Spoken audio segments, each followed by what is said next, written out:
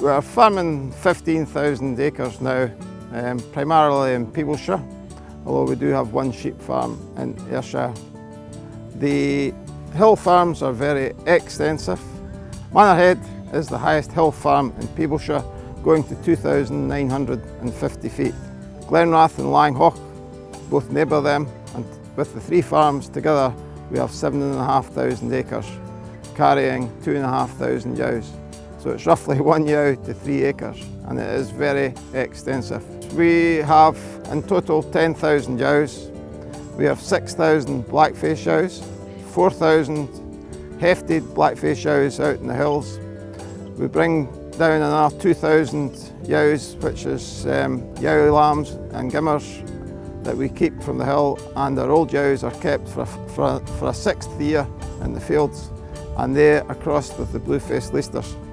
These 2,000 ewes are annually producing 1,000 to 1,100 mule ewe lambs, and these mule ewe lambs are then kept to be the 4,000 greyface ewes that we have in our lower down farms.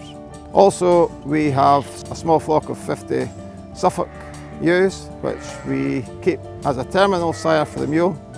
We use the tip lambs on our mule ewes as lambs, and then we sell a pen of shearlings at Kelso. We have 2 flocks of Texels. We have 1 small flock here at Glenrath, and we also have one of the original importations of Texels at Blythebank. They've been there since the early 70s, and the Texel is used at Blythebank mainly as the terminal sire on the mule ewe. But we have used the hill sheep as the backbone of our business, in that they are used to cross with the blue-faced Leicester, and the 2 breeds have given us the mule ewe, and the mule ewe is definitely the backbone of our breed now. And our goal is to produce as much red meat as possible from grass, using as little cereal as possible. The lambs that we produce are 95% of them are making the Euro spec. The quality assurance schemes have definitely given our customers, who are now the major retailers, the assurance that we are producing livestock to the highest standards and to the highest welfare standards. And as an industry, we have to keep on improving, because the only way that we will get a premium for our products is if we can prove that what we are producing is better than what they can buy throughout the world. Our biggest asset here is our closed flock. All our progeny is home produced. We get black faces from the hills of Manor for Glenrath, produce the blackies that come down here, crossed with blue-faced Leicester, and producing the mules that you can see behind us, so we're never buying in trouble. We feel that is very important in maintaining a healthy stock.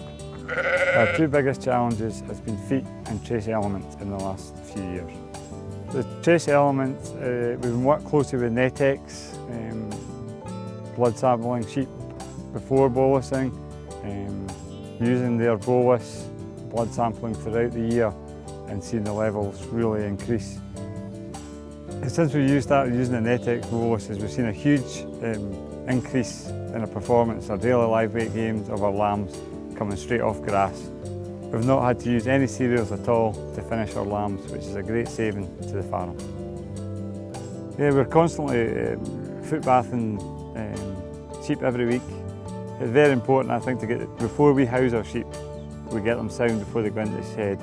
We regularly scan at 200%, and our aim is to mark at 175%. And we try to get as much of these lambs off of grass. Grass is the key to profitability in sheep farming, making the most out of good grass, not having to buy cereals to finish lambs. The Campbells came to Glenrath as a family in 1961 from Argyllshire. My mother and father were traditional hill sheep farmers. To succeed, they had to diversify, as the bank at that time told them that they would not be able to carry on. My mother then diversified into rearing pullets, buying day-old chickens and keeping them as pullets. And she went around Scotland in a transit van and sold the pullets to all the local farmers.